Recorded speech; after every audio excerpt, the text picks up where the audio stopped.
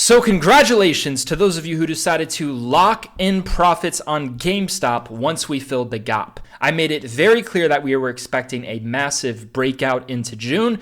2 days later, we got a massive breakout in price to a high of $67 a share in extended hours. For those of you who had shares and you were locking in gains during extended hours in the 50s and 60s, congratulations, you did the right thing in terms of trading.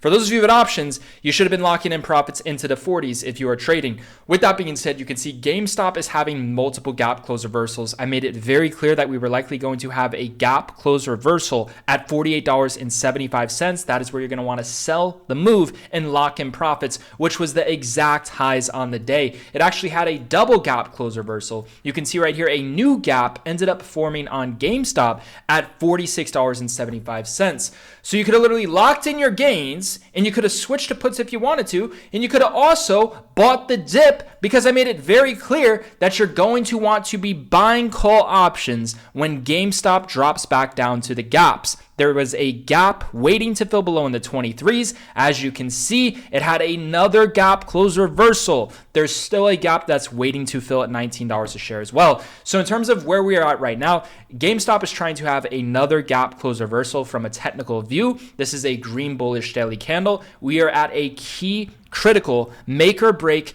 $30 level. If we can break and hold above $30 a share, the next overall level is going to be $38. In terms of buying the dips, if this does drop back down, $19 is going to be a phenomenal entry to accumulate more for another gap close reversal. So with that being said, in terms of the trades that were made today inside of Team Roar, I'm going to be breaking down the vast majority of the trades.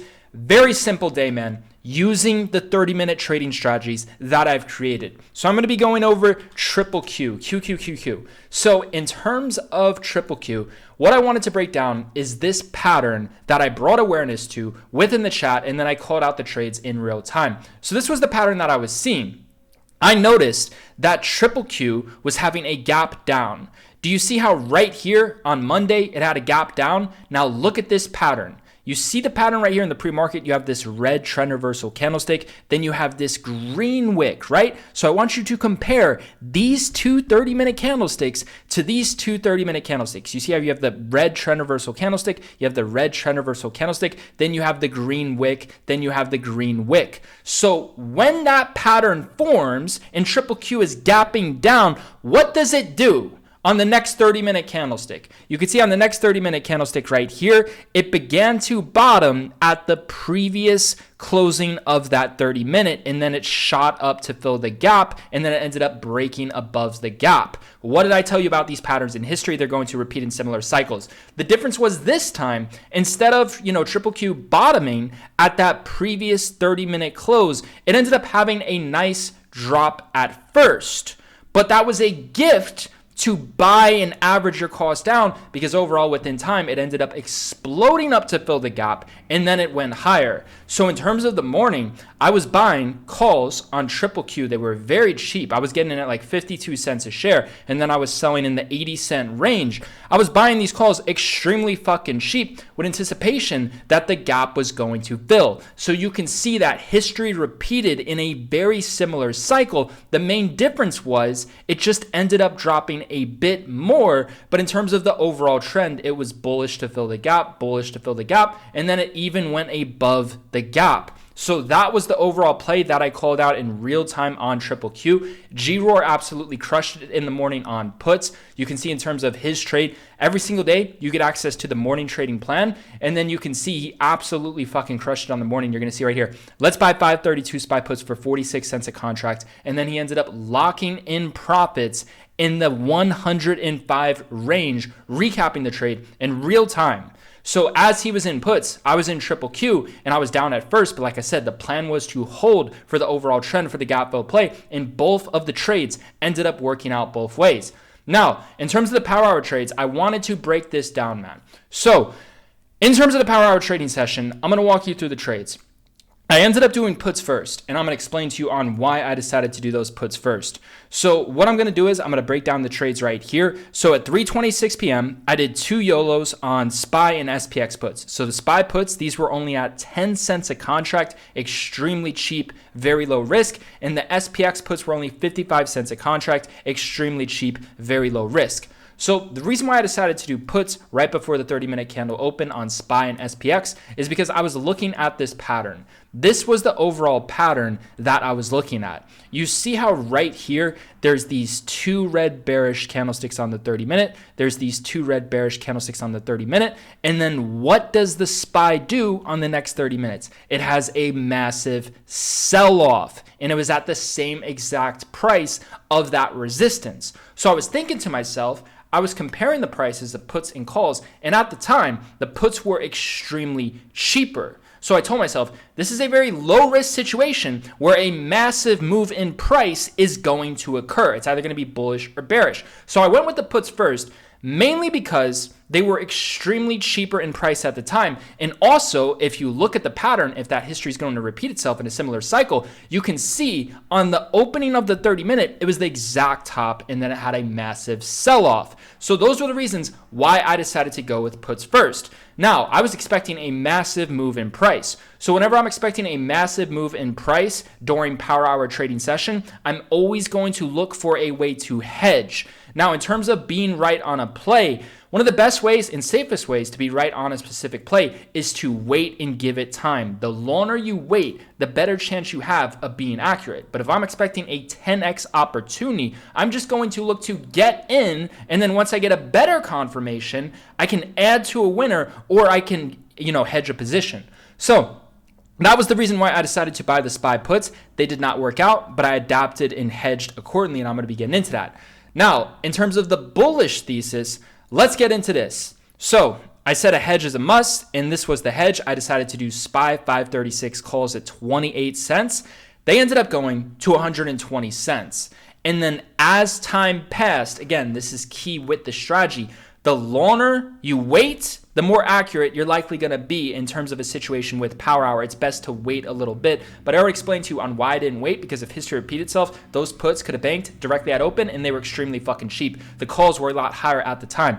So in terms of this play, I began to identify that the 30-minute candle is going to close strong because we were breaking above the key level. The puts are not going to work out. So the focus is going to be calls on dips. So once I noticed that history was not repeating itself, and, the SPY and SPX was beginning to break above this previous 30-minute, that's when I began to develop a bullish thesis. And then I began to look at the overall trends. And this is the bullish trends that I wanted to point out. So you can see right here, in terms of the overall trends, this is what I wanted to point out. You have a green candlestick right here, and then you have a double red, and then you have a very super green bullish candlestick. You see that? So then you have a green candlestick right here, then you have a double red, then you have a super green bullish 30-minute candlestick. So I was looking at this pattern for calls, and I was saying, this is very bullish, right? So you have this green candle, you have this green candle, you have this double red, you have this double red. You have this wick right here, and where does it bottom? It bottoms literally towards the exact lows of that second red 30-minute candle, and then it explodes up bullish, and then it explodes up bullish.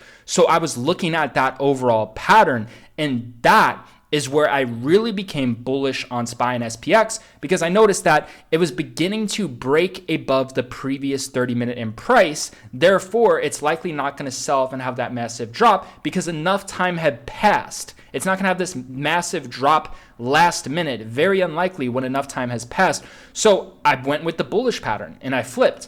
And those calls ended up going to 120. And then in terms of these calls, I ended up buying 5370 SPX calls for 70 cents a contract. And then I bought SPX 5365 calls for 160 a contract. These calls went to like 800, the ones at 70. And then these, the ones at 160, went to 1200. And I got in on these SPX calls at the exact lows. I'm going to show you in terms of the exact timing on these contracts, man. So I alerted those at 3:49 and 3:50 p.m. And if you go to the contracts, you're going to see right here at 3:50 p.m. the exact lows on 5365. And then these I alerted 1 minute earlier, right before the lows, literally in the 60-70 cent range, and they went to 600 a contract. And then these went from 160 to nearly 1200 a contract. So that was the overall reason why I decided to do those SPX calls. Like I said, when we're breaking above that key level and history is repeating from that bullish pattern. And again, if you also look at that pattern, I'm going to show you here real quick. This is another thing that I was eyeing and seeing on the 30-minute chart. So in terms of the 30-minute chart, I was looking at that pattern. Like I said, this is just very simple pattern recognition. You have this green double red, and then you have this massive green spike. You have this green double red massive green spike. You have the wicks to fill above. You have the wicks to fill above. But it was also this candlestick right here. You see this red bearish candlestick pointing on the downside, and then it has a drop. And then you can see this red bearish candlestick pointing on the downside. Then it has a small drop. Then it recovers. Then it recovers. So once I noticed that it was beginning to recover as there was not much time on the clock, it's going to be a very bullish move. If there's only 11 minutes left on the clock and it's not selling off, it's going to be bullish. The bears had their chance. They had 20 fucking minutes to drop this. SPY and SPX kept on holding above the previous closing price. And then once I noticed, if you simply looked at the chart, it's consistently holding the previous closing price. It's not cracking, and it was breaking above, trying to have a breakout. It's not going to have that massive fucking drop. So once I noticed that overall trend, that's when we really began to hit those SPX calls and sell into the move. So that was the overall reasoning behind that. And if you just do the math, man, this is very simple. You can be very successful at this with an extremely low win rate. Think about it. Those puts, those first two losses, very small losses compared to the prices we paid for all those fucking wins. We had 3 wins. 1 was on SPY, 2 were on SPX, and then before that we had many wins. We had more wins before that on SPY and Triple Q as well. But you get the point. You see what I'm saying, man. 70 cents a contract, this was a massive win. 160 cents a contract, this was a massive win. 28 cents a contract, that was a massive win percentage-wise. And then the losses were on the cheapest contracts. So you have to create your own risk management system within this. So that's some of the basics for those of you who do want to join us inside of our secured private organization. It's going to be the first link down below within the description. If you would like to trade with us inside of the chat, inside of Team Roar, you will get access to all of our real-time options trading alerts. You'll get access to a real-time zero-date options trading alert system. It's going to be the first link down below within the description.